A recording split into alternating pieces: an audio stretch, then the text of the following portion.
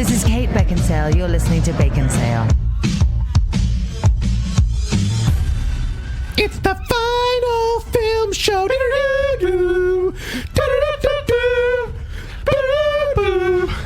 Final film show. Oh, this is over. Yeah, right. It's on.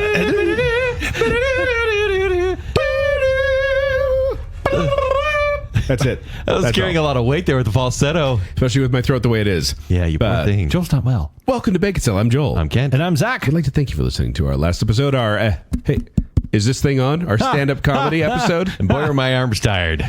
It's a joke. It's a punchline somewhere. Yes, it is. But the funny thing is the punchline, not the joke. Yes. It's not the setup. Yeah. It's the joke. Okay, fine. We get it. You like Robin Williams, apparently. Listen, we did ask for people to name stand-up comedians. Absolutely. They named a stand-up comedian that they could think of. Yeah. No, but I said, like I said to someone, hey, we had to save some A-listers for our possible next episode. It's true. Sawyer Western, cool name. Robin Williams is my favorite stand-up comedian. I was a little surprised you guys didn't have him on one of your lists. Well, again, maybe Surprise! Or wait, surprise! It's Robin Williams. He's got your Jeff Goldblum. They're very similar. Sure. For about half a second. Yeah. KP Brown says, yeah, Robin Williams was absolutely hilarious. R.A.P. Bert Convey on Twitter says, I don't think of him primarily as a stand-up, but Robin Williams is worth mentioning. Because that's the thing is, I think people like Robin Williams in movies, which is great. Yeah. But I don't know if they know him as a stand-up comedian as much. Yeah. He's pretty blue. Yes, of course. And then Nicole D. Hale has a great comment about apparently having a cousin that looks like Larry the Cable Guy. She mentions Jeff Foxworthy jokes are funny in my home because when you grow up a redneck, a lot of weird things go on. And I think that the whole, you might be a redneck thing, like I think that a lot of families grew up with that. Yeah. And it probably becomes that inside familial joke. Where is it actually funny? Maybe not anymore. But if you grew up with it, and it becomes part of a thing, that's great. Yeah. I used to listen and go, I'm glad I'm not a redneck. Like, I'm glad I'm not you. I used to listen and go, am I a redneck? What does that mean? Having the Cool Whip bowls as salad bowls is bad. Anyway, thank you for playing along. Thank you for listening to the episode. Yes, You're the best. Oh, we also have a patron upgrade we'd like to talk about. Yeah, we do. Nice. Ms. Robinson. Mrs. Robinson, excuse me. It's Mrs. Robinson. Married. Credit. Mrs. Robinson has just upgraded from being a tier 1 fan to being in the I am the listener tier. So You're all thank tier you 1 types. very much. You now get some merch from Baconsale. You also get to sponsor an episode of Baconsale. It's super exciting and we're very happy for upgrading. And we apologize for waiting so long to this. Indeed. It's been a bit. But that's not what we're talking about today. What are we talking about today, Zach? We're talking about the final film. Wow, a little morbid. And it's not even October yet. This is a lead in to October. We're talking about the final girls in horror movies. No. Eventually. So every actor has a final film. And I had a theory, and I feel like my theory has been proven somewhat correct. You won't let this go. Let the show happen, Joel. I just wanted to say that we've done research now. We come to the table to you today, listener, to offer up the final movies of 10 actors each. We have 5 good examples, meaning, hey, they ended on a pretty good note. Yeah. And 5 bad examples, meaning that wasn't a great based film on their to end legacy. Yeah. That's where we left it. That's where we left them. Yeah. But the truth is, I think 75% to 80% of final films of actors, any given actor, are not going to be ones that you know or care about or like. Is it just because their life gets to a point where their career is kind of more paycheck based? Well, I think that's most actors. They're not doing it. Most actors are not doing it. They're passion projects of whatever they want to do, and they're only take the roles they only want, especially near the end of their career. Acting is essentially you get the roles you get when you're hot and everyone wants you and you're the hottest thing, and then when your career starts fading, you kind of take whatever you can get. If you were an amazing actor and you won Best Actor Academy Award, and I did, would you stop?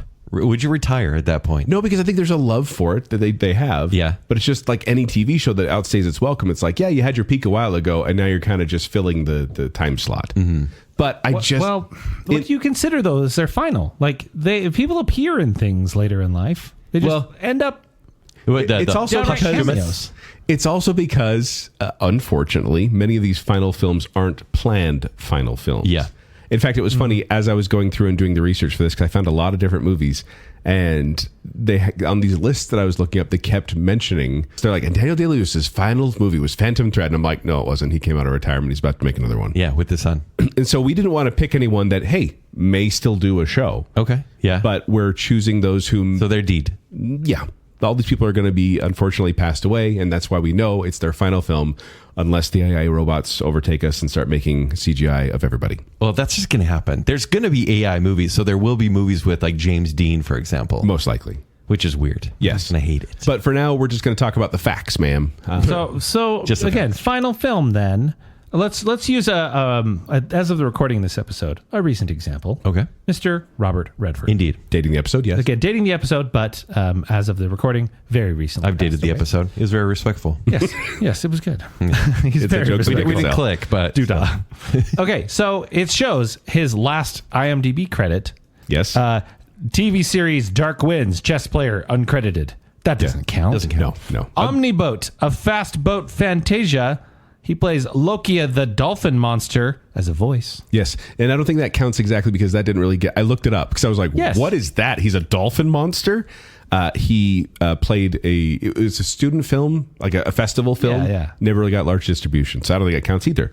Which means his last film was... Avengers Endgame? which was only a cameo. Because he was barely in it because he played the shield Was guy. he even in that movie? He was there standing, I think, at one point. Really? I think he And had it was- a line. I gotta imagine it's reused footage from Winter Soldier. Yeah, Because he's absolutely. actually legitimately in Winter Soldier. Yeah. I think they did get him back for Endgame, though. And like just had him kind of say a line. So but Endgame would be his final film. And Endgame that- is his final film. if we count cameos. That's the other thing. There's a fine line between their final on screen, their final live action Starring role. their And I final don't starring think we role. have it here, but some of these estates give up their voice or they give up some footage and Yes. people use it without the actor's permission. But I don't think that's any of our examples. Well, that's the other thing is that it's surprising to me how many times someone has wrapped filming and they sit on the film for like 2 or 3 years. Yeah. And it's like released posthumously. Posthumously. Self-depreciating. Pustule. But it's released years after they passed away. And that's always Yeah, bizarre River to me. Phoenix had one that was released like 13 years after his death. Yeah. Strangely enough. It's bizarre. So yeah, I went through and Ken went through and we were going to be giving our answers, our bottom 5 first, and then our top 5. And it's not really ranked, is it? It's more just like... No. It's just Yeah. here's 5 examples, just to give you an idea of what the final movies of these famous actors are. And we're starting with the bad. Check first. Yeah. So my first example of, let's say, a bad final film is from the great comedian John Candy. Oh, no. And I'm choosing Yep. Canadian Bacon. Now, John Candy, kids, is a very famous comedian from back in the day who was in movies like Splash and Brewster's Millions, Spaceballs, Planes, Trains, and Automobiles, Great Outdoors, Uncle Buck, Cool Runnings. Like, he was known for being hilarious. And he sadly passed away in 1994. And this movie, well, there's actually kind of a weird thing happening here because he filmed all of this movie and then moved on to a different movie called Wagons East. Yeah. Which is also not a good movie. And he passed away during mid-filming of Wagons East, and they had to finish that film with stand-ins and computer-generated footage and kind of just, doubles Yeah, to make it work. But then Wagons East actually got released, I believe, before Canadian Bacon did. And so Canadian Bacon is his actual final film. Even Weird. though Wagons East was filmed Yeah, after. Yeah. If you've never heard of Canadian Bacon, the U.S. president, low in the opinion polls, gets talked into raising his popularity by trying to start a Cold War against Canada. And this movie is directed by Michael Moore. Yes, that Michael Moore from Bowling for Columbine and Fahrenheit 9/11 and Roger and Me. He made one, I think, nonfiction movie, and it's this one. And I think that's why he never made another one, because this is awful. Yeah. It is an awful, awful movie. The story... But the president is Alan Alda. It is. Alan Alda's in this, and they got a bunch of like famous Canadian actors in this as well. Famous Canadian actors. Dan Like who? Aykroyd. Rhea Oh, okay. Perlman. She's not Canadian. Where is she? Kevin Pollak's in it. Torn. Rip I Torn. don't know how no, some of those aren't Canadian, I don't know You guys any just of them. attributing Canadian status, but there Stephen are, Wright. because they've told a joke.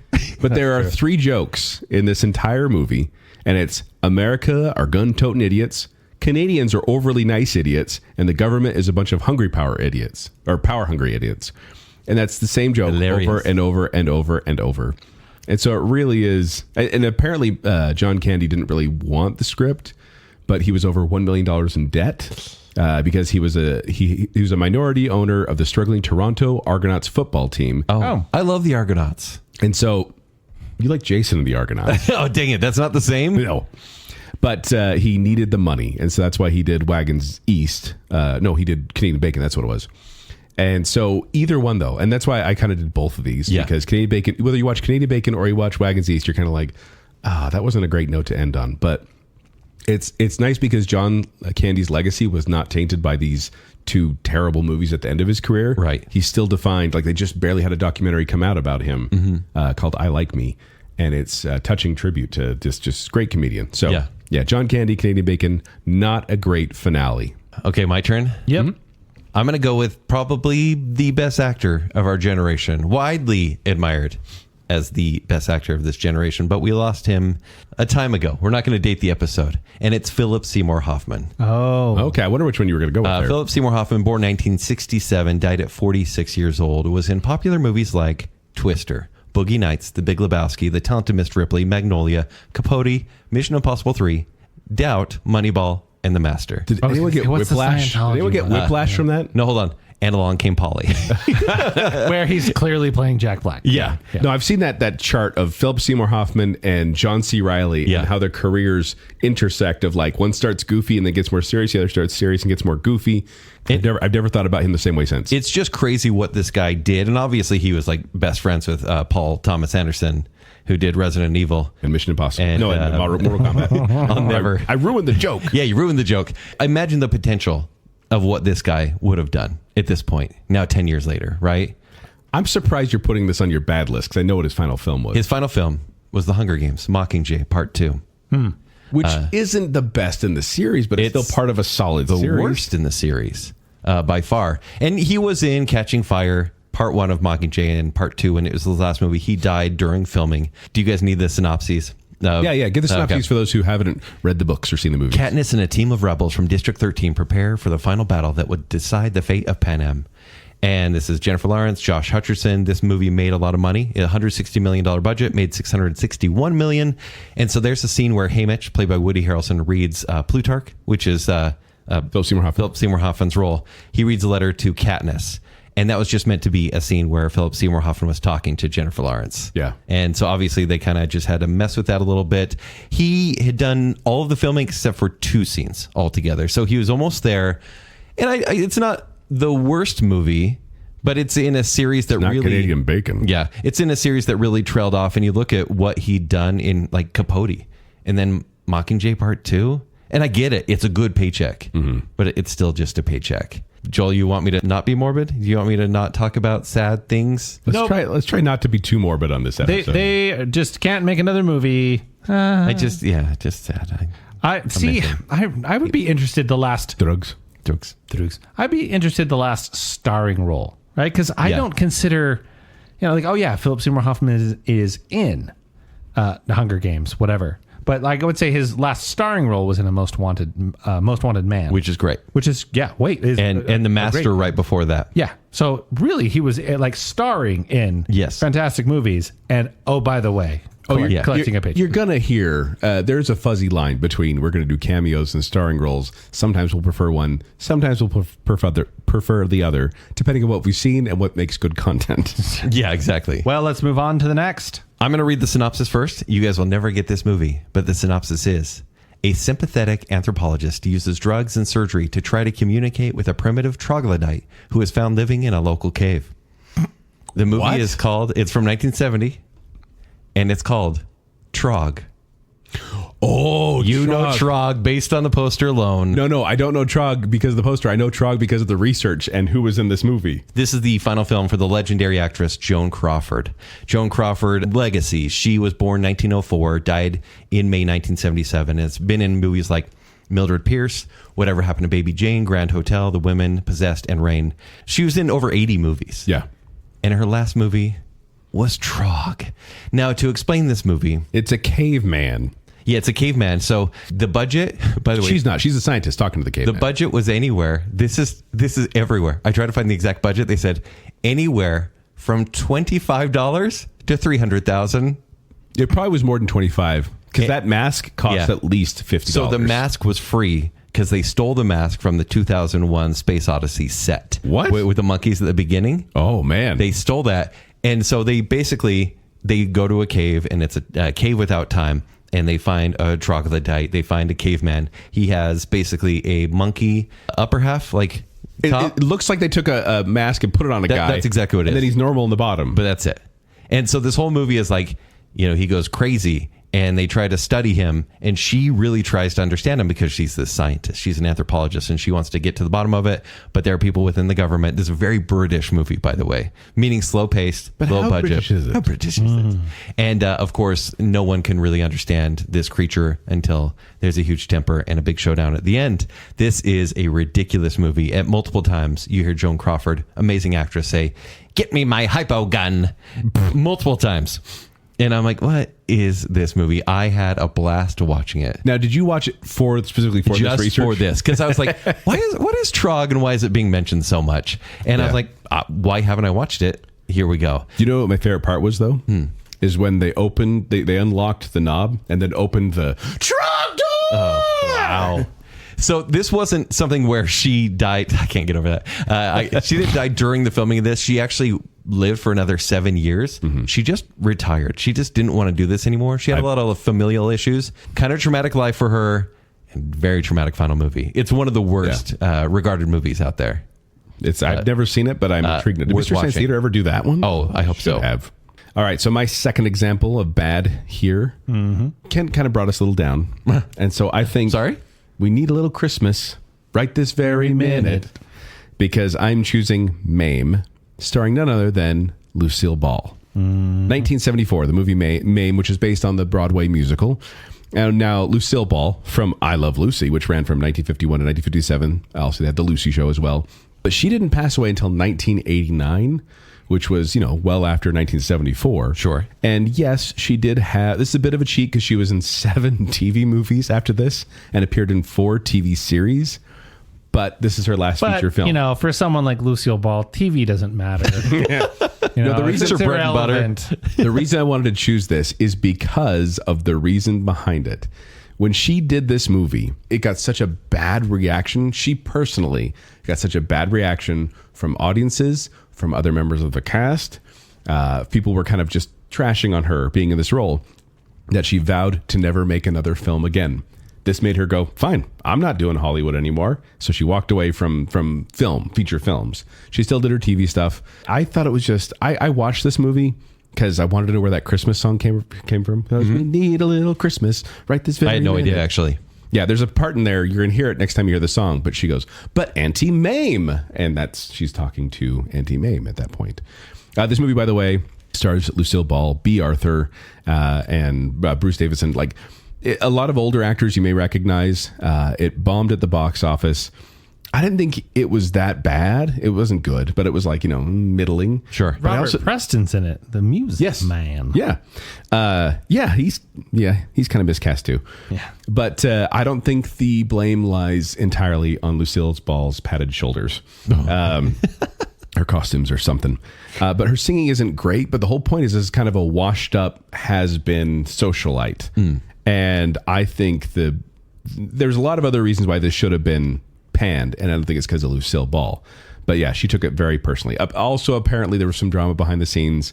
Apparently Lucille Ball wanted kind of the focus to be on her and got mad when other people would steal the spotlight. For example, during casting approval, she got rid of Madeline Kahn. Oh, what? Because she didn't like her interpretation of a character and placed her with someone else. What? Could have been a good movie. B. Arthur called her involvement with this film. B. Arthur from Golden Girls. Yeah. Raymond. Yes. Ma, Raymond. Same person. No. But B. Arthur called her involvement with this film a tremendous embarrassment and expressed regret at having participated. And then she said, I liked working with Lucy, but I think she was terribly miscast. Oh, wow. So those are fine words. Yeah. People are really honest about their movies. Yeah. Oh, well, B. Arthur was. Yeah. And B. Arthur was in the Broadway production as well. And so I think, but I do feel like, this is her last feature film. Her last real film, I guess, would be the made-for-TV movie called Stone Pillow, made in 1985. She was played an elderly homeless woman. Didn't get great reviews either. So Lucille Ball is one where she had such a great career, and you'd expect her to be great in film as well. And she had some good movies. Yeah. But the Mame was her final straw where she went, I'm done. I don't want to do this anymore. That makes sense. And then she did TV stuff. Which is okay. Yeah. Boy, she can't sing very well. She can't sing very well. And then apparently there's a running gag of every time the lens is on her, they have to smear it down with Vaseline before they show her. Because it's very soft focus every time it goes over to her. But Okay. And what's your next one, Joel? My third example, apparently I have a theme because I went with John Candy before and now I'm going with Chris Farley. Yeah. So Chris Farley, and this is, I'm mostly going to focus on Almost Heroes. It feels like Wagons East again. Yeah, because once again, Chris Farley, his last starring role was in Almost Heroes, which came out in 1998 after he passed away. But then he also had a cameo role in Dirty Work. He played Jimmy No-Nose, who got his nose bit off by a woman from Saigon. I love Dirty Work. Really? Yeah, I love it. I love one part in Dirty Work. Which one is it? With the trunks. Oh, yeah. The prank. With the used car lot. He's uncredited in Dirty Work. But he's uncredited in Dirty Work. And Chris Farley, if you don't know, he's from Airheads and Tommy Boy and Black Sheep and Beverly Hills Ninja, Saturday Night Live. Truth be told, I'm saying this as someone who enjoys Tommy Boy very, very much. I think that's his only good movie. What? Tommy Boy. Airheads, he's like barely in it. I like Black Sheep. Black Sheep. Go Why? Home. Black Sheep. Wait, why do I like it? Yeah. It's Tommy Boy again. Roads. Yeah, I think it's good. And the part where they're on the bunk bed and he falls through. I like that better on Step Brothers. That came after. I know, but I just Nick Nolte's laser disc. Yeah, Black Sheep, Go Home. But he falls down a big hill with Almost Heroes and with Dirty Work. Neither one of those I think are strong showings, but I don't think he had a really strong showing in film except for Tommy Boy. He was great in SNL, but he did have a career that struggled a bit. Now the weird thing about really Almost wasn't Heroes, in that many movies. No. I think, and that's the sad part, is he was on the cusp of doing much, much more. Like we mentioned this on the Baconsale before. He was going to be the voice of Shrek. In fact, he filmed, I think it was 85% of the recording was done. And then he died just before he completed the voiceover. And Mike Myers, his buddy, came in and said, I just want to redo everything. We're going to have to redo the character. Let's do it again. The movie was saved. And it did. It created a huge thing because I don't think it would have been as success. Now, here's the thing about Almost Heroes, though. Jumping back there. Almost Heroes. Here's the synopsis. 2 bumbling explorers hope to beat Lewis and Clark to the Pacific Ocean as they race across America's western frontier in the early 1800s. And this is directed by Christopher Guest, which is just one of those weird things. If you don't know him, he's from Waiting for Guffman, Best in Show, Mighty Wind. Yeah, what was he doing? This is one of his only non-mockumentary formatted Swing and a movies. Miss, too. But with Chris Farley, Matthew Perry, Eugene Levy, and then Christopher Guest directing, how did this not work? I have to place it squarely on the writers, to be honest. Well, they were going for the Odd Couple vibe, right? Because Matthew Perry was like the straight man here, and Chris Farley was Chris Farley. Mm-hmm. And I think we've just seen that. I don't know. Weird that didn't work, though. It's weird that didn't work, and I think it is the writing because the jokes are like so far telegraphed ahead that you know they're going to happen. I did laugh a couple times. I chuckled. I actually just watched this just recently again. I watched it back in the day. I was like, meh. And I watched it again and I'm like, meh, but there's still a couple good parts. I just feel it's unfulfilled potential.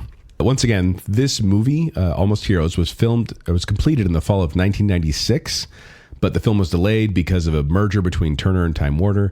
And by the time it was finally released in May 1998, Chris Farley had already passed away 6 months before that. Mm-hmm. Then they had the Dirty Work one come after that as well, like after this movie. So it's not great. And when you watch it, when you watch Almost Heroes and when you watch Dirty Work, he looks a little rougher around the edges. Yeah. Like you could tell he's not taking very good care of himself. No. In more ways than one. Yes. Don't do drugs, kids. Yeah, Almost Heroes would be kind of hard now with Matthew Perry as well. Yeah. Kind of watching and be like, okay. I felt the same way. Yeah. I watched it and I was like, oh man, that is sad. Yeah. Because I realized that too. I don't think Almost Heroes is a great final step for Chris Farley. So it's one of my bad examples. Kent. All right. My next actor is a legend, and he starred in such movies as Darby O'Gill and the Little People, The Longest Day, all of his Bond movies. Oh, Marnie, Highlander, The Name of the Rose, The Untouchables, Indiana Jones and the Last Crusade, The Hunt for Red October, Dragonheart, and The Rock. Obviously, it's Sean Connery. Sean Connery. Now, we're going to tell a little story here, and I'll take very little time, but his final feature film is The League of Extraordinary Gentlemen, which came out in 2003. In an alternate Victorian age world, a group of famous contemporary fantasy, science fiction, and adventure characters team up on a secret mission. Now, this is a movie when they were trying different things for comic book movies, and they were like, hey, here's a weird graphic novel, let's make that. Yeah. Sean Connery is Alan Quartermain, and he still looks cool. He still pulls it off in this movie. He's a tough guy, even though he's a little bit older. Because that came out what year? It's 2003. Right. Wow. So think about it. It's like right at the beginning of all this weirdness with comic book movies. Mm-hmm. But he had such a horrible time with director Stephen Norrington. They would yell at each other every single day on set. Just hated each other to the point where Stephen Norrington didn't show up to the red carpet premiere, and they asked Sean Connery, "Where's the director?" And he says, "Check the local asylum." Like he hated the guy. Even Stephen Norrington said, "I had such an uncomfortable time on that movie. I'll never make a movie again." Never did. Wow. So Sean Connery retired from acting. He retired from directing. Absolutely. Wow. So, and Sean Connery got paid $17 million for the movie. So that didn't leave a lot of budget for other actors. That's a lot of dollars. And then, but it was 3 years later. He didn't really do anything, but he retired officially 3 years later. He got a couple awards, and he's like, "I'm done. That was a horrible experience." And then someone said in 2012, or probably 2011, "Hey, you live in Scotland." Wait, you got to do this with a Scottish accent. I can't. Give it a Hold shot. On. Scottish. Oh, nope. You're not going to do it. It'd be Irish and Scottish together. Kid. I know you can. I can't do it. I can't do it. Is it Irish, or Scottish? Is that pretty good? I can't even tell anymore. So there's a movie called Sir Billy, and this is Scotland's Sir Billy, and it's Billi. This came out in 2012. And Sir Billy, I'm not going to give you the synopsis because it doesn't make any sense. So let me also tell you about the movie, which won't make sense. So there's two policemen, and they're really corrupt, and they steal a truckload of beavers in a world where animals can walk and talk.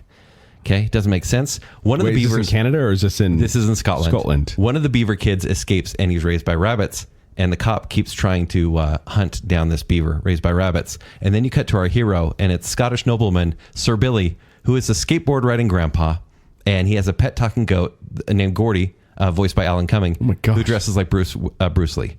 What? Together, they fight crime, and they save this beaver family and the rabbit family.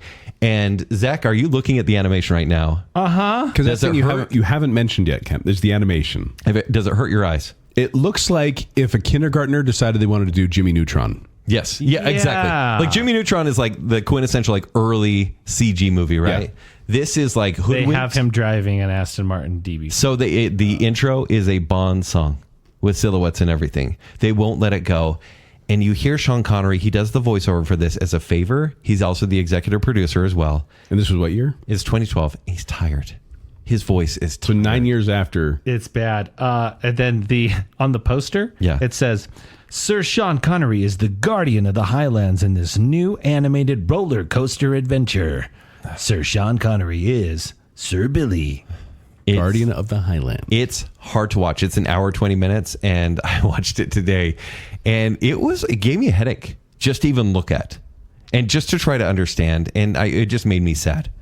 So Sir Billy, and to a lesser extent, League of Extraordinary Gentlemen, is kind of a sad parting. Yes. The trailer? Yeah. Can this octogenarian and his goat save the day? Yep. What? Yeah, and that's it. I made Joel watch a clip today. It was so weird. I think the rabbit's paralyzed. Who's that? Driving around in James Bond's car. That's so dumb. It's so dumb. But hey, guys, he did die at age 90 on Halloween Day 2020 in the Bahamas. So it's pretty good. He went out in style. All right. But yeah. So that's the weird thing about Sean Connery's career is he chose to leave Hollywood. Yes. And then chose to come back for that one movie. Yeah. And then left Hollywood again. Yeah. It doesn't count. But even if League of Extraordinary Gentlemen counted, that'd be a bad. It's a bad one. Well. Right. 2 misfires. All right. I can't. Joel, you talk about going out on top, and there's one actor that's often attributed to being in one of the biggest movies of all time, and it would have been such a great swan song, and that movie is The Dark Knight. But that's not Heath Ledger's final movie. Whoa. No, and a lot of people think it is. Because it was released posthumously. Posthumous. What is it? Incorporeal. Posthumously. Posthumously. Because he won the Academy Award for Best Supporting Actor. Best Supporting Actor for the role of the Joker in The Dark Knight. Yes. And everyone's like, oh, yes, they have that memory attached of that came out after he died, which it did. Yes. There was another movie after that. Yes. So Heath Ledger was in movies like 10 Things I Hate About You, The Patriot, A Knight's Tale, Monsters Ball, Brokeback Mountain, and The Dark Knight as mentioned. But his final movie which he died during the production of, is the Imaginarium of Dr. Parnassus. Is that the one with Dustin Hoffman in the toy store? No, that's Mr. Popper's Penguin. Ah. Not that either. So the Imaginarium, I'm just going to call it that, came out in 2009. It's PG-13, and the synopsis is, having made a deal with the devil himself for immortality many millennia ago, the now decrepit mystic Dr. Parnassus fights for the freedom of his only daughter's soul. Wow. This is directed by Terry Gilliam, and if you know Terry Gilliam, you understand the kind of movie that this is. It's strange. What else did Terry Gilliam make? Time Bandits. He also did Brazil. He's a Monty Python guy. Python and the Holy Grail. But he's like the weird one, right? Meaning, Yeah, he's like, true. I make trippy movies on purpose. Yes. He does. Which makes sense in this one because it's a very creative movie. Yeah. He did the Brothers Grimm. Yeah, which is like his most normal movie. People like that movie. Yeah. I don't, but people do. So this one Fear does. and Loathing in Las Vegas. It stars Christopher Plummer, Andrew Garfield, randomly in like one of his first major roles. Oh, yeah. Yeah, right. I forgot about that. And you want to root Baby for Andrew. him. And Lily Cole. So in this movie, it's very commonly known that.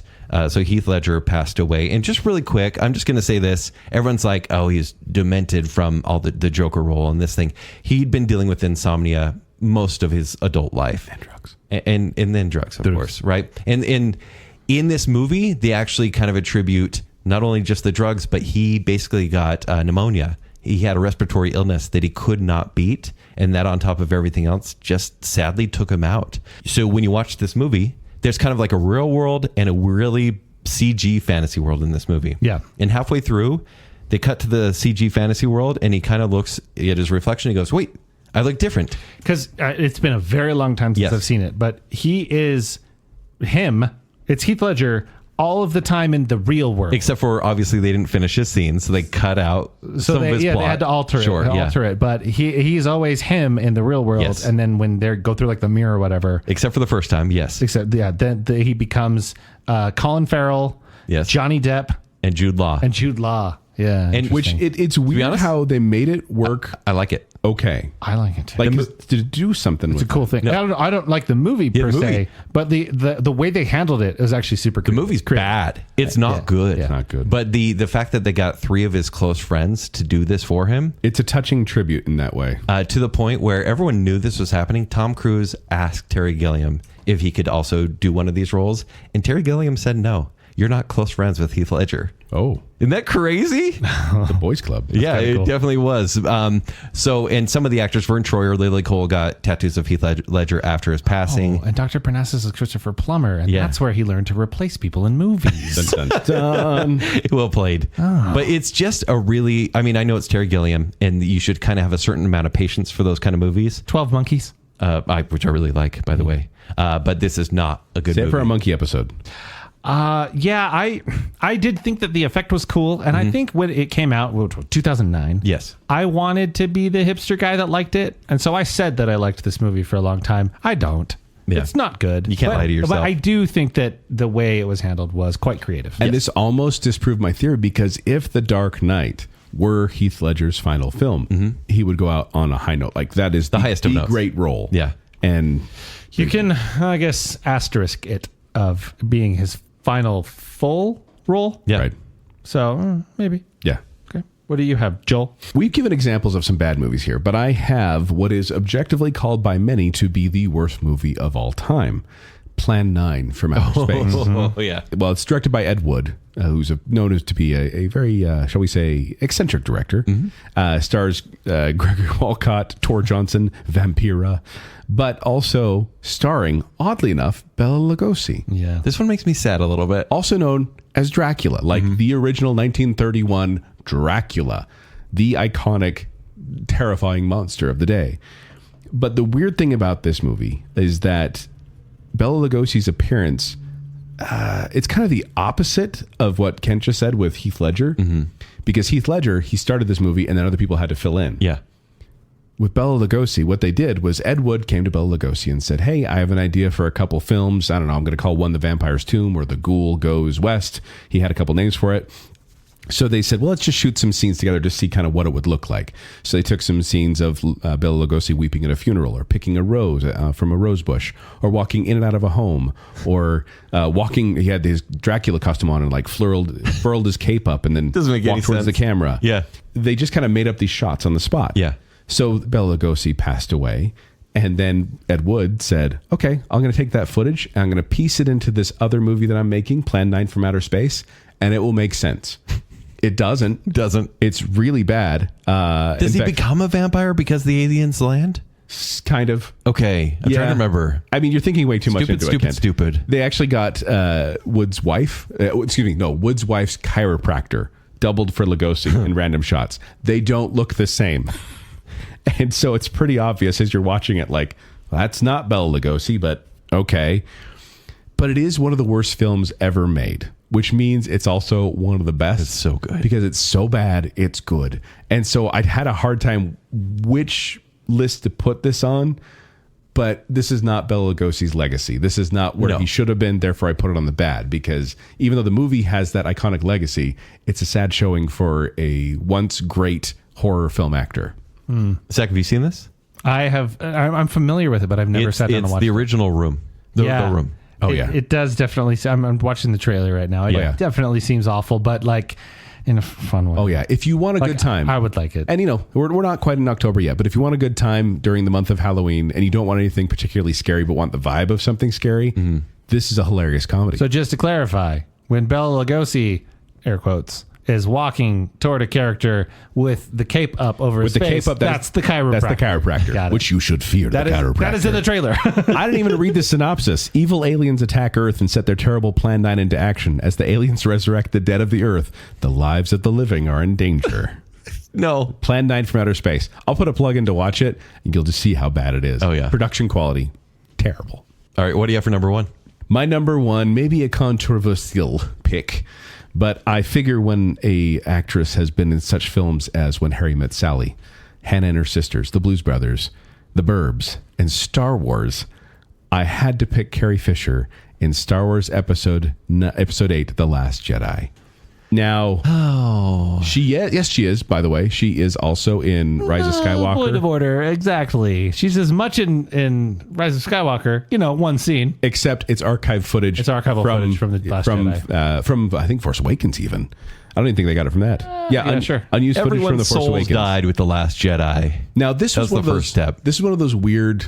I don't want to say coincidence because that kind of downplays it, because it's sad that she passed away. She got sent out an airlock in real life, right? They killed her character in the movie and then resurrected her Mary Poppins style, which we mocked endlessly. Need to do that. And then they got rid of another character, Mark Hamill's. They got rid of Luke Skywalker, and I was like, if they would have done that the other way, that would have made so much more sense. But they didn't know, obviously. Yeah, like when the movie was being released, everyone's like, oh, I wonder how they're going to deal with that in a sensitive way. Yeah. And then when she dies, you're like, I hate when they have to do that, but it makes sense. And it was a powerful moment. Yeah. And they're like, no, we're bringing her back. In the most awkward way possible. Yes. And I just feel like Carrie Fisher, as Princess Leia, this is one of those things where I think the sequel series did a disservice to all the main cast. I think all the main cast of Star Wars, when they had Star Wars, Empire Strikes Back, Return of the Jedi, and that was their legacy, everyone was like, yes. And then this one came along, Last Jedi, and just kind of trashed that legacy. By the way, the synopsis, Rey develops her abilities with the help of Luke Skywalker as the Resistance prepares for the battle against the First Order. Directed by Rian Johnson, who directed Knives Out. Luke made $1.3 billion. But was the beginning of the end. You know what's boring? $1 billion. And also, this is kind of a cheat, because after this movie, she'd recorded some voice work for Family Guy episodes, and there was multiple episodes that released after this. And so she passed away sadly in 2016, December of 2016. And then in 2023, there was this Italian-American movie called Wonderwell that had a limited release and didn't really go anywhere. Carrie Fisher passed away 6 weeks after she wrapped up her scenes in that movie. But that movie didn't get a wide release. It didn't really get knowledge. But I was actually like, there's another movie out there. But I still consider, I guess, The Force Awakens to be her last big picture. Yeah. And it was a sad send-off. For a long time, the only not Star Wars thing I ever saw her in was an uncredited role as the therapist in Austin Powers. Oh, yeah. Yep. She's great. Well, just random quick scene of like she's Dr. Evil's in therapy. Because she's that funny. She's great. And then I found out, of course, I think we have talked about this on Baconsale before, but she was supposed to be Miss Scarlet in Clue and they were just about to start filming. And then she's like, oh, sorry, I can't. I'm going to rehab. And so they had to bring in Leslie Ann Warren last minute. She's good, but Carrie Fisher would have been great. I don't know. So that's the thing is I was like, would have made a better movie, would have not? I don't know. But well, and this is now I think really well known. But Carrie Fisher, by all accounts, is probably the hero of your favorite script somewhere. She wrote so many things, like Hollywood's go-to ghostwriter. Yeah, for years. Yeah, like she punched up scripts constantly, and like it is like this behind-the-scenes hero. That nobody knows about. She could have helped Ryan Johnson. Oh boy, she could have. But it was so fun. The part where, no, stop it. No. Makes me tired. It makes me tired to think about that movie. Yeah, I hated bringing it up again, but since Kent brought up who he brought up last time, I figure I can bring up this. I'm sorry, you're still mad about that? Still, Kent, what's your least bottom? All right, guys, it's not least bottom. It's just another most example. bottom. It's top bottom. Top bottom. Top bottom. These aren't ranked. They aren't ranked. All right, guys. Oh, good. I'm going to put my quarter right here because I'm ready to play my favorite arcade game, which is about the midst of a civil war in Southeast Asia. A general intensifies the climate of violence by kidnapping 63 UN delegates to free the hostages. A colonel leads the group of fighters who will have to use all their skills to be successful. I'm playing Street Fighter. Yes, Round 2. Guys, what is up with that plot? It is so dry when it's a movie based on a fighting video game. So the actor is Raul Julia. And the movie is Street Fighter, the movie. This came out in 1994. What would people know Raul Julia for? No, when you go to IMDb and type Raul Julia, it says Raul Julia, Street Fighter, 1994. Okay, no, he's known for Kiss of the Spider Woman, Presumed Innocent, The Addams Family, Tequila Sunrise, Tempest. So many films, such a very iconic actor, iconic look. Overdrawn to the Memory Bank. Yeah, and so Science Theater. Guys, this one is maybe kind of an ironic cheat, though. Because he's given it his all in this movie. He is. This movie is bad. He is not bad in it. So for this role, he researched dictators and crime lords, like from Benito Mussolini and with his hand gestures, Stalin's mannerisms, Pablo Escobar. I mean, he really went into like a Shakespearean tone for this role. Now, the problem is, like, we watch this as kids and we see M. Bison as... And by the way, it's going to be the same kind of role in the next Street Fighter movie as this big bulking guy wearing this big red military suit. Raul Julia had stomach cancer, and so he had lost a ton of weight leading to this movie. And obviously, he tried to bulk up. It just wasn't happening. And he was tired on set all the time, but still giving it his all. It's just crazy because... It just brought the room down. I know. I'm so sorry. He's great. Honestly, I think he's so funny as he's chewing the scenery in this movie. But it's a bad movie. It's such a bad movie. And also, it's terrible. That's his ending. In fact, was there one just before that would have been better? No, I can't remember. I believe there was. And it's funny. So fun fact about this one, Jean-Claude Van Damme, who plays a Guile in this movie. This doesn't make any sense. Guile, the American pilot. Yeah. He turned down the role of Johnny Cage in Mortal Kombat. He would have been a great Johnny Cage. He's a much better Johnny Cage than he is a Guile. His last movie would have been Addams Family Values, which is so good. His last theatrical movie. He did have a TV movie, but see, and that would have been peak. Yeah, because he's so good in that movie. Also, IMDb has Addams Family Values is at a 6.8 and Addams Family at a 7. I'd switch them. Yeah, me too. I would not. Values I like is better. Values way better. Save for our Addams Family episode. I want that. We could do that. I'm in. No, there's a third one I don't want to watch. Series, animated, movies, it's all there. And then Tim Curry. Yeah. Plays Gomez at one point. Okay. In a TV movie with Daryl Hannah. Yeah. Save it for that show. It's time to be positive. Okay, let's move on to the good stuff. We've spent way too much time talking about garbage, but really that Street Fighter movie is so bad. Yeah, it's bad. But what do you got for good stuff? Start us off, Kent. So I talked about one of the best actors of our generation. Now let's talk about maybe overhyped, but the best actor of all time, and it's Marlon Brando. Overrated. Okay. I found out he was best friends with Underdog, by the way. What?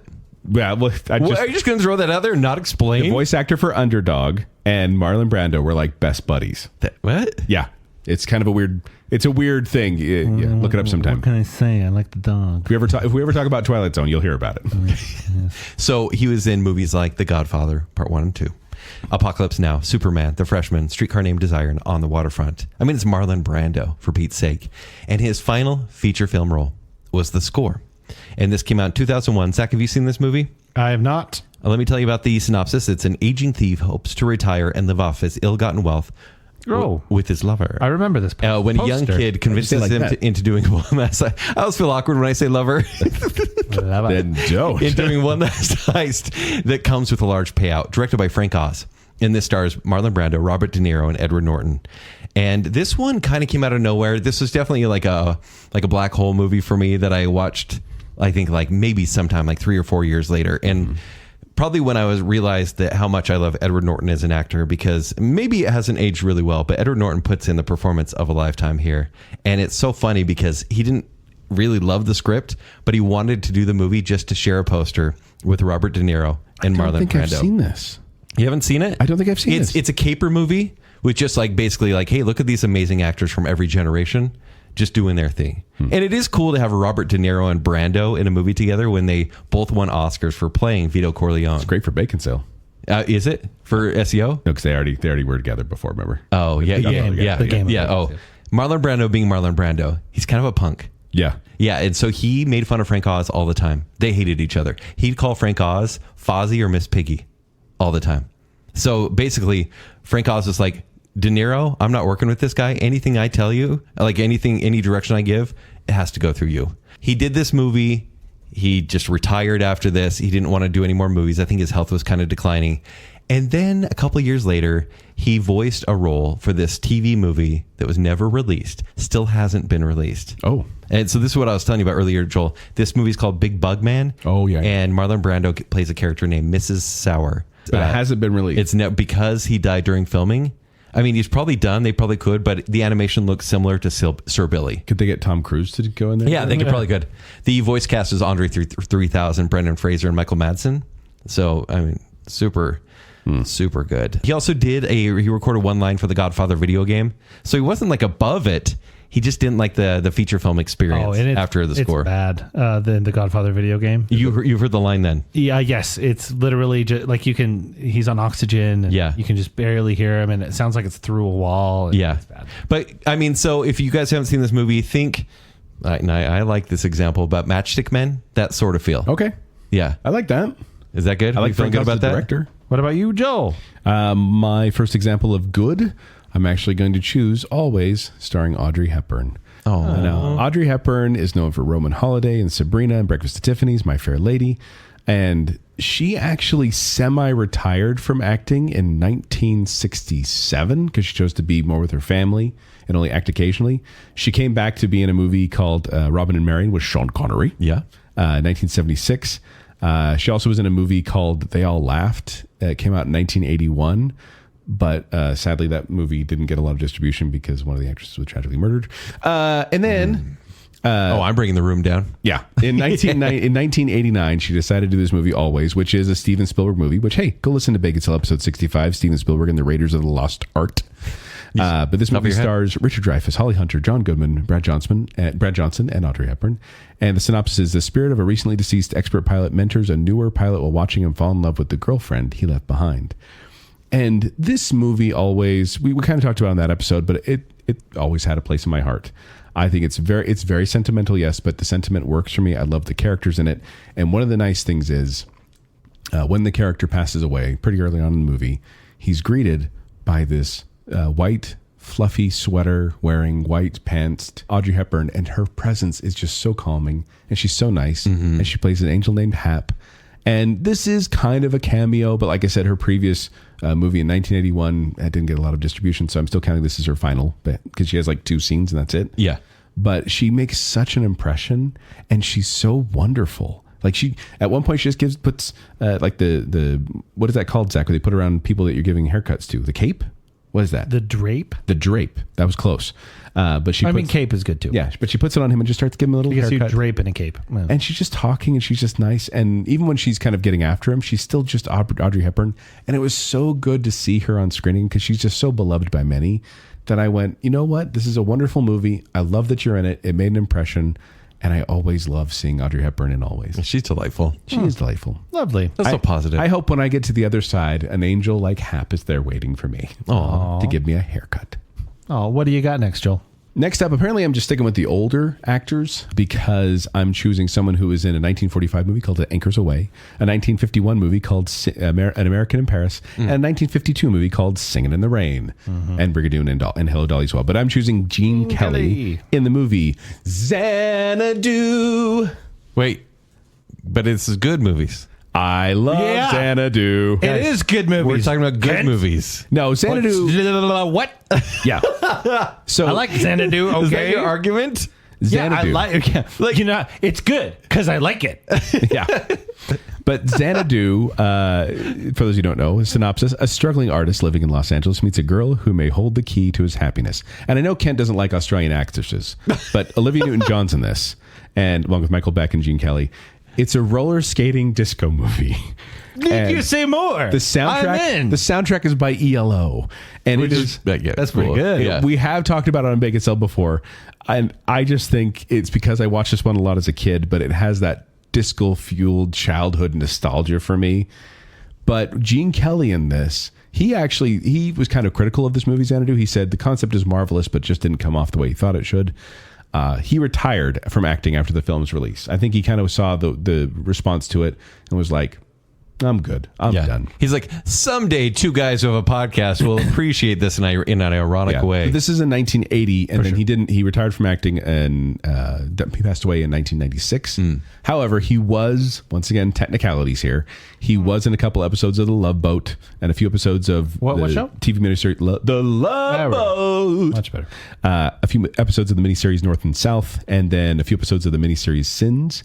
And apparently he did some voice. Well, he didn't do any work on screen, but he was a choreographic consultant for the 1997 movie Cats Don't Dance. Oh, okay. I don't know if you guys remember. Super that forgettable, movie. but yeah. Oh, yeah. But he was still working in the industry, but just not in front of the camera. Also, and I thought this was interesting just based on previous episodes we've done this season, in 1993, Gene Kelly was hired by Madonna and her brother Christopher Chacon to do the choreography for part of Madonna's Girly Show tour, but was quickly dismissed due to the very different visions that Gene Kelly and Madonna had about the performances he was directing their dancing abilities. Weird. You don't say. He didn't get the point. Weird. Kent. That was Blonde Ambition, Kent. All right, Kent, what do you have? I'm cheating.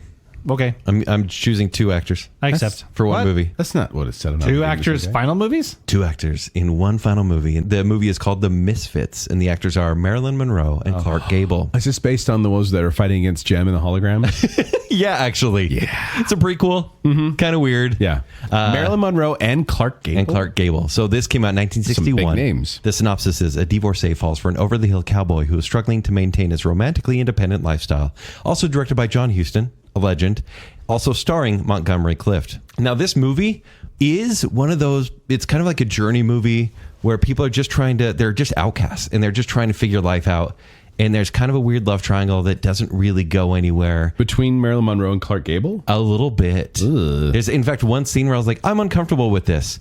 In this movie, Clark Gable saw it, I think, before it was finally edited. And he saw a rough cut of the movie and he said, this is the best picture I have made. And it's the only time I've been able to act. And it is a great performance by him. By Clark Gable. And it's a great performance by Marilyn Monroe. Like, there's a lot here. Clark Gable said about the movie, I'm glad this picture is finished. Marilyn Monroe dang near gave me a heart attack. The following day, Clark Gable suffered a severe coronary thrombosis and died.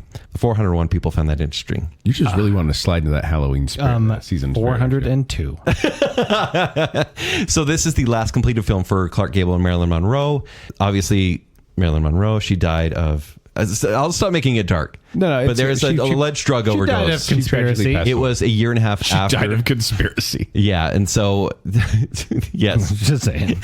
And the other actor in this, Montgomery Clift. So this movie came out in 1961. It was on TV in 1966. The movie was on television the night Montgomery Clift died.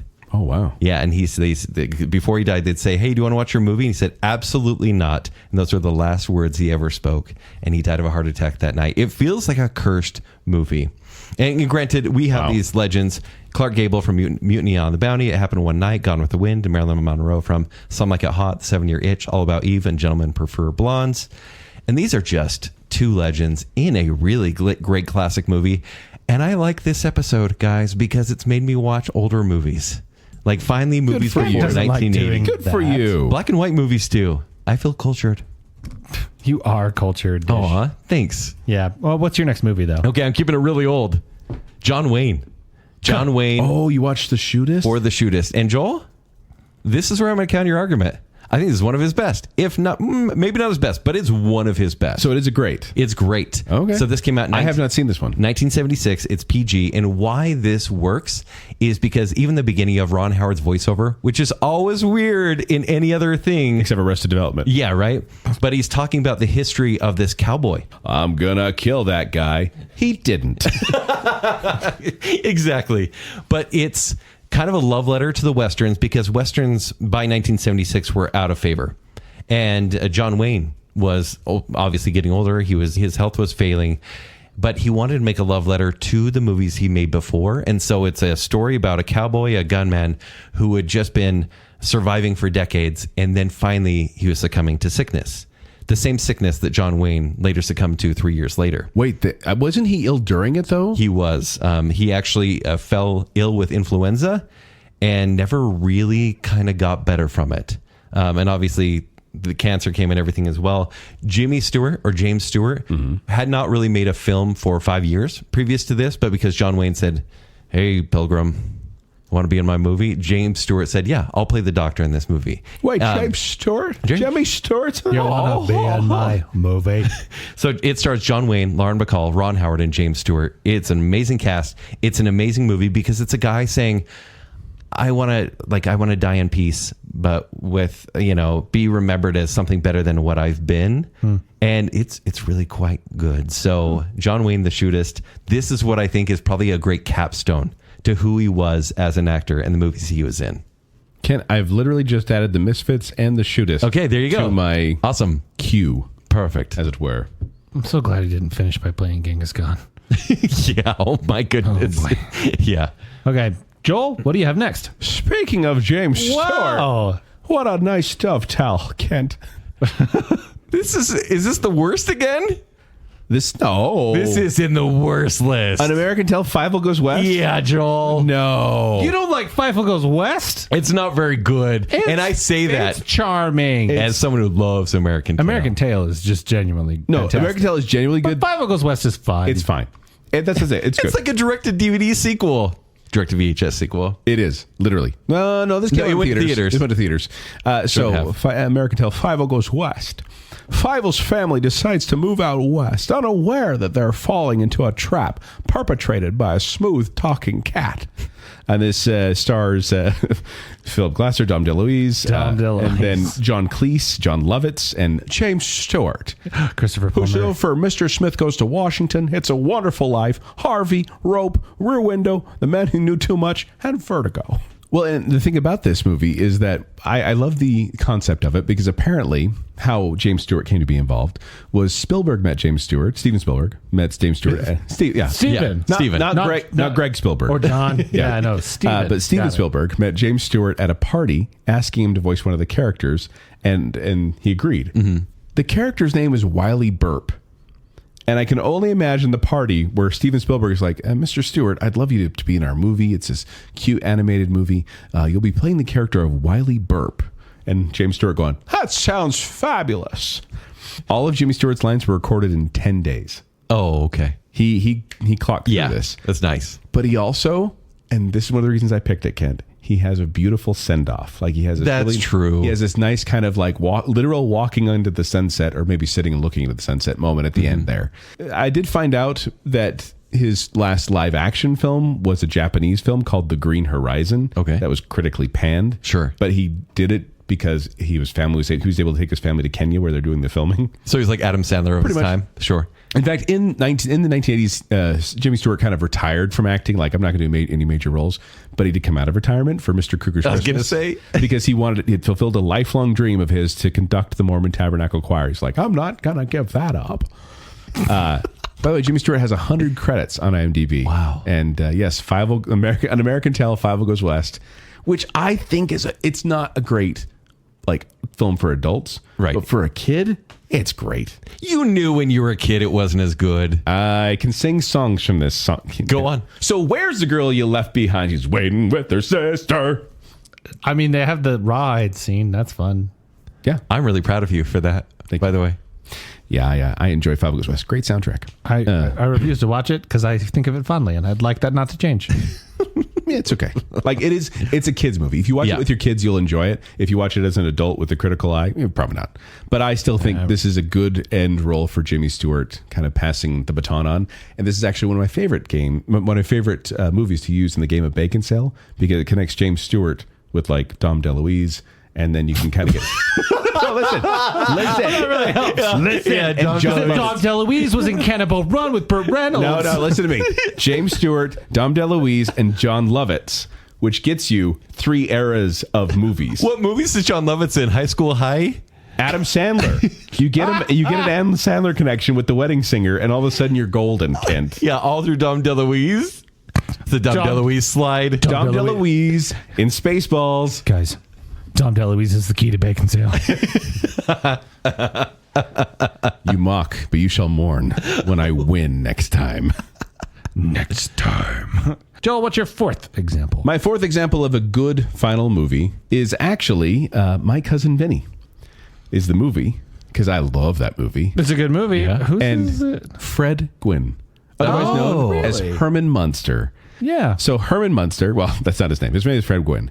In fact, he actually auditioned for the role of Henry in Punky Brewster, but when one of the casting directors accidentally called him Herman Munster, he walked out. Oh, he's like, mad. I'm done with this. So Fred Gwynn, known for obviously the Munsters, he was Herman Munster. He was also in Car 54, Where Are You? And Pet Cemetery. Mm-hmm. The soil of a man's heart is stonier. That's good. But he is... I mean, if you've seen him, you know him.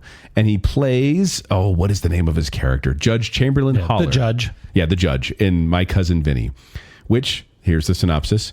2 New Yorkers accused of murder in rural Alabama while on the way back to college call in the help of one of their cousins, a loudmouth lawyer with no trial experience. And this is directed by Jonathan Lynn, who did Clue and Sergeant Bilko and Trial and Error and the whole 9 yards, starring Joe Pesci, Ralph Macchio, and Academy Award winner Marissa Tomei. And We Fred talked Gwynn. a lot about positraction. Yeah, Positraction. Yeah, it's great. So this one is one of my favorite all-time courtroom movies. I really enjoy it. And Fred Gwynn is so good in his role as this judge who is like just kind of done with Joe Pesci the whole time, but he's not a jerk about it. He's like a Southern gentleman, but also he's just done. And it's really entertaining to watch. He passed away in 1993, and so he did do some voice work in a TV movie. It was like about President Lincoln. After this, that's like on the list of IMDb, but this is his last like full role. Mm-hmm. And I found out, by the way, he's buried in an unmarked grave in Maryland. Sick. And I think it was by choice. Like he didn't want people like, I don't know, like his giving him family money. knows, and that's it. Yeah, basically. I get it because he's known as Herman Munster. Yeah, that's true. And if he didn't want that to be like his full legacy, people would be weird about a gravestone. It is, but at the same time, it's easily Googleable and you can find it. Okay. So have you? I did Google it. I know where it is. I'm going to leave a Herman Munster doll there. No, Can you prove it? Can I prove? Like a map to the stars. You don't actually know. Although the graves, I don't know why I turned into Shaggy. Find a grave usually can find it pretty easy. Zoinks! I like Scoob. Like, wow, Scoob! I found the grave, Scoob. Oh, I want to watch my many cousin impressions. Wow. It's Fred Gwynn. Okay, Reggie. What happened? I don't know, man. Kent? I'm going to read 2 synopses, 2 different movies, but they're 2 final films of an amazing actor. The first one. How do you have 2 final films? The first one is. I haven't done that at all this show. A mob enforcer's son in 1930s Illinois witnesses a murder, forcing him and his father to take to the road, and his father down a path of redemption and revenge. And your second movie is. On the way to the biggest race of his life, a hotshot rookie race car gets stranded in a rundown town and learns that winning isn't everything in life. Zach, what's that second movie? This is Paul Newman. Wait, no, it's Cars. It's Paul Newman in Cars. In Cars. So this is Doc Holliday. Yeah. His final feature film role. No. Yeah. is Road to Perdition. I'm American made, but Chevrolet. Do you want me to do the whole movie for you? Yeah, actually. Okay. Speed. I am speed. How many times have you seen this? Losers. How many times? All of them. Nonstop. I eat losers for breakfast. Guys, we breakfast. got keep going. Little brekkie keeps good for me. Have you guys seen Road to Perdition? That was the first movie I mentioned. Road to Perdition. Came out in 2002. It's Tom Hanks, right? This is great. It's directed by Sam Mendes, who you don't love. All of his movies. I don't love Sam Mendes. But it's starring Tom Hanks, Tyler Hoechlin, and Paul Newman. And it's kind of a really dark, older style hitman type movie. Fugitive movie. It's really good, really moody. And Paul Newman is incredible in it. And so that came out in 2002. Oh, that's Little Superman. Yeah. Right? Oh. Yeah, but he's little in this movie. Yeah. Makes you feel a little old. But little TV Superman. Yeah. I mean, come on. Let's get it straight. He's pretty good, though. So Road to Perdition 2002, final feature film role, but his final role was his voice role in Cars. I mean, it's Cars. Well, and then they use his voice in Cars 3 even. Yeah, it's a really weird thing. I'll go into that. Posthumously. Yes, because if I was actually playing, I was going to talk about it. But they used conversations that they were having with Paul Newman about racing. That feels wrong. As the dialogue that is used in Cars. They got permission. That's why his voice in Cars 3 is actually much more casual than like Doc Hudson. Doc Hudson's a gruff character. And then Paul Newman's just like, oh yeah, too true. I eat my ranch all the time. Yeah, he's much more casual, and you're like, oh, it's because he likes Lightning McQueen now. It's like, no, because it was actually like just dialogue taken, or it wasn't dialogue, it was just recordings between takes. So it's kind of interesting. But Paul Newman, I mean, Cool Hand Luke, The Sting, The Hustler, The Verdict, and I mean, we already mentioned Robert Redford, but Butch Cassidy and The Sundance Kid. You forgot his best role as the guy on the face of the salad dressing. No, he didn't. He talked about ranch dressing earlier. But truly, the Italian, I like the Italian dressing. The Thousand Island is really good too. It's all good. Not big on the ranch, actually. Yeah. Two great movies. Well, Cars is okay. Stop. But two. It's great. But his legacy is there. It's there. You don't like Road to Perdition? Have you seen Road to Perdition? I haven't. Totally worth watching. But I will say Cars 3 is what I consider to be his kind of final role, and it's not as great. If it's as much his final role as Rise of Skywalker is Carrie Fisher. Yes. Therefore, it's not. Fine. But Cars, that's a good way to go out. It is. But is it? His Yes. final film, or is it Road to Perdition? I say it's Road to Perdition. Look it up on IMDb. Get your impressions ready because the final choice On your marks. is from the movie Edward Scissorhands, and it's Vincent Price. That's a hard one for me to do. I don't have a Vincent Price impression. Yes, Edward. Of course, my darling. Yeah. Who are we? So Edward Scissorhands came out in 1990. The solitary life of an artificial man who is incompletely constructed and has scissors for hands is upended when he is taken by a suburban family.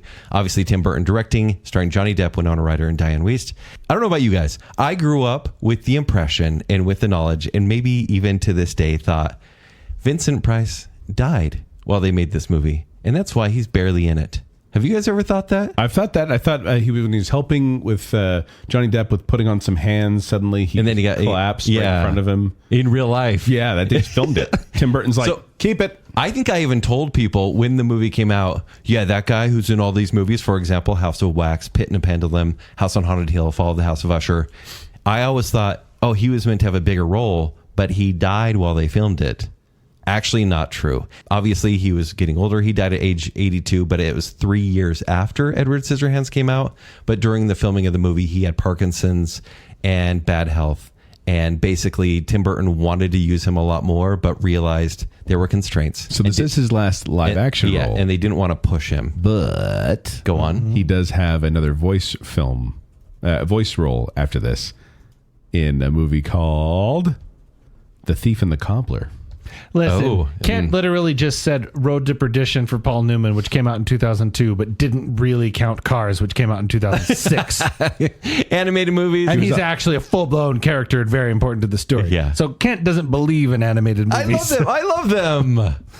Anyways, Vincent Price. And he's in Tiny Toon Adventures. I just think it's so classic and so crucial to the story of Edward, but not in the movie hardly at all. Yeah, barely. Yeah. because but still crucial, right? Because it's the story of abandonment. Yeah, he is the dad. Yeah. I think I really did think he died during filming. I also thought he did. No. I learned something today. Mm-hmm. Perpetuating all these rumors. All right, Joel, what is your last? So my final example. I just realized Kent's going to razz on me again. Oh, no, it's a bad movie. No, it's a good movie. Oh, no. In my opinion. Which means it's a bad movie. Orson Welles in Transformers, the movie. Okay. Orson Welles from Citizen Kane, Touch of Evil, Third Man, considered by many to be one of the greatest filmmakers of all time. Yeah. Is Omicron in Transformers, the movie. Here's the synopsis. The Autobots must stop a colossal planet-consuming robot, that's Orson Welles, who goes after the Autobot matrix of leadership. At the same time, they must defend themselves against an all-out attack from the Decepticons. I'm kind of hot right now. So directed by a guy named Nelson Shin, and sure, just a guy. Well, I'm gonna mention Shin later, and I want to know who directed this movie. But this movie stars Eric Idle, Judd Nelson, Leonard Nimoy, Casey Kasem, Robert Stack, Scatman Crothers, Peter Cullen, Frank Welker, and Orson Welles.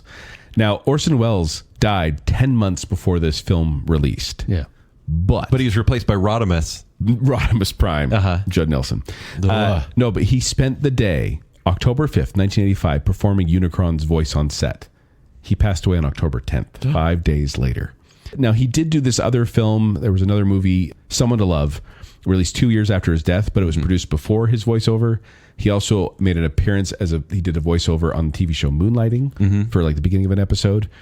But this movie, Transformers the movie, from what I hear, his voice was apparently so weak he was not in a good state. They had to use a synthesizer to kind of salvage his voice readings, and he read his lines so slowly they had to kind of speed it up a bit in post. Yeah. And Shin, the director, he said that Welles had originally been very pleased to accept the role. He read the script and said, "Oh yes, I love animated films, not like Kent Dunn." Oh. And so then he was excited to do it. But then apparently, when he was talking to his biographer after recording, he says, "You know what I did this morning? I played the voice of a toy. I play a planet. I menace somebody called something or other. Then I'm destroyed. My plan to destroy whoever it is thwarted, and I tear myself apart on the screen." He was not very happy with his own performance. Yeah. I'm not saying this is a bad movie because this was a crucial movie for when we were kids. Yeah, when we were kids, which is apparently my theme because it's like American Tail, Xanadu, and this one. But it does feel weird to have the man who created Citizen Kane of cinema doing a voice of a giant planet-eating villain in Transformers the movie. Mm-hmm. But I do remember it being memorable, and I do remember watching it being like, "Oh, that guy, he's got a great voice." I had no idea who Orson Welles was at the time, but I thought it was pretty awesome. I loved seeing that war of the worlds against each other. Puns. So yes, Orson Welles, I think he went out on at least a note that made him memorable in my mind with Transformers the movie. So there you go. There are our movies, our final movies. I'll give some honorable mentions. Yeah, please do. Yes, I have a couple that were not mentioned, but I'll shout out. You can decide what list they go on to. The good or the bad. But Paul Walker. Yeah, Furious I agree. 7. Good. Which was probably the best of the series. Maybe Fast Five. But Fast 7 second. It's certainly the most, I don't know, emotional, touching. For sure. I said this to Ken earlier today because he brought this up. I said, that's not a great movie. It is one of the greatest send-offs of all time. Yes. But not a great movie. The movie's fine. Yeah. It's great for Paul Walker. It is an above-average Fast and Furious movie. If Paul Walker hadn't have passed away, that would have been one of the middling Fast and Furious people didn't really care about. Above average. Robin Williams in Night at the Museum, Secret of the Tomb. Bad. Yeah. But then he also had Anything, Always, whatever it is. The voice of the dog. The voice of the dog was Simon Pegg, really and bad. That was a bad role. Yeah. Oliver Reed. Yeah. Gladiator. Good. Yeah. He's good in it, and they do an okay job of finishing the movie without him. A little bit. How about this one? Phil Hartman. Do you know? Small Soldiers. Small Soldiers. I like that movie, Me too. okay? But Phil Hartman's last movie as Small Soldiers is sad. But is it his only movie? Huh? Is it his only movie? House Guest? No, he did a couple. Phil Hartman movies. Yeah. Phil Hartman's been in a bunch of movies. House Guest, I also like. He's in Jingle All the Way. Oh, yeah. Oh, these cookies are delicious.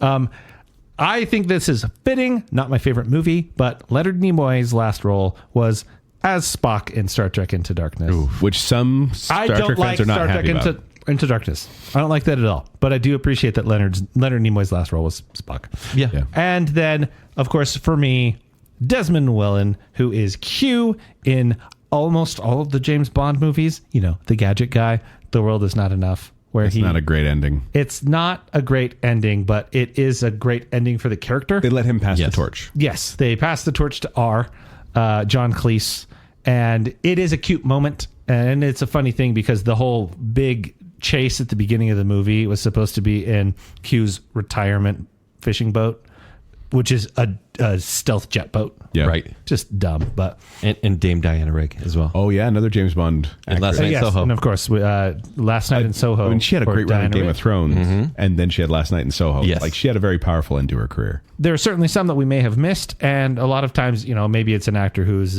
taken from us too soon. I think a lot of the ones that you picked are, actors who aged and passed. Yes. And so, which I definitely, there was a couple I intentionally did not pick because I thought their ending was so sad. Anton. That's a sad one. So there's our list. We want to know if we missed any of your favorite actors' finals roles. Let us know on Instagram. Let us know on Facebook. Let us know on Twitter because we want to hear from you because sometimes you remind us of things that we've forgotten. But before we go, we'd like to give some love to our patrons, those that keep this from being the final episode of Baconsale. Careful. Careful. Knock on wood. could Is this be. wood? It's plastic. But it includes the I'm the Listener tier, which has in it Sawyer Western, Mrs. Robinson, Casey Cummings, Juice the Cooler King Swallow, Cream Puff Casper Milk Toast. What? Jennifer Kokowski, Taylor Sanderson, Saint Shannon and Sir James West, Rocky and Steph, Adam and Rachel Crump, Ryan and Marley, Lady Terry Finley, and Scott Sprague knows Dottie is both a Randy Minx and a vulgar lush. And then we have our Bacon Council, which includes Nicole D. Kale, the one that only Chris Anderson, Stephen, everyone's favorite Ross, Aurel Hines Jessica Terry, Star Wars expert Kyler, the other Brit Johnny English, our favorite Cole the Mansons, Glow Clint Daniel, Debbie Foster, and Beaker. Thank you, patrons. Thank you, patrons. You are the post to our Humously. Yeah. I legitimately thought you were going to say Malone, so that doesn't make any sense. Curveball. Yeah. But if you want to find me, you can find me at 76Joel on Twitter. You can find me pouring with Quickwits, who perform at the studio at the Parker Theater. For more details, go to qwcomedy.com or go to the Quickwits Facebook page. You can find me at Twitter at Kenny3DD. You can find me Instagram at Kent C. Dunn. You can read my movie reviews at ShowtimeShowdown.com. If you'd like to connect with me, you can do so on Twitter and Instagram at Zachary Western. But more importantly, make sure you're following Baconsale. Please like that Facebook page and then go to at Baconsale on Twitter and Instagram. After you've done that, go to tpublic.com/Baconsale and get yourself some merch. And then if you like what's going on here and you want to support us further, visit patreon.com/Baconsale. Support starts at just $3 a month, including a bunch of behind the scenes fun. Joel's notes often make appearances. And then those almost weekly Bacon bits where we talk about all sorts of stuff like having picnics with friends. Patreon.com/Baconsale. So until next time, just remember, listener, one man's sunset is another man's dawn. I don't know what's out there beyond those hills, but if you ride yonder, head up, eyes steady, heart open, I think one day you'll find that you're the hero you've been looking for.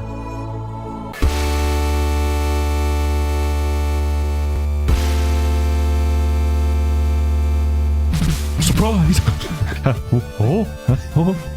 Get me my hypo gun. Raymond. Chuck the local asylum. Together. I know you can. I can't do it. I can't do it. Is it Irish, Irish, or Scottish? I think the rabbit's paralyzed. What can I say? I like the dog. I'm gonna kill that guy. He didn't. Wait, James Stewart? Jimmy Stewart? You want to be in my movie? What a nice dovetail, Kent. That sounds fabulous. Like a map to the stars. You don't actually know. I don't know why I turned into Shaggy. Find Zoinks! I like Scoop. wow, Scoop. I found the great Scoop. Oh, I want to So many impressions. Wow. It's Fred Quinn. Okay, Reggie. Yes, pizza. Of course, my darling. I played the voice of a toy. You know what's boring? $1 billion. I always feel awkward when I say lover. It's good because I like it. 401 people found that interesting. You just really wanted to slide into that Halloween spirit. Season 402. Tom DeLuise is the key to Baconsale. And then I realized, no, Joel, you're on outro. You idiot. Bogo Huhat. I've dated the episode. It was very respectful. Toronto! Wow. Can this octogenarian and his goat save the day? What?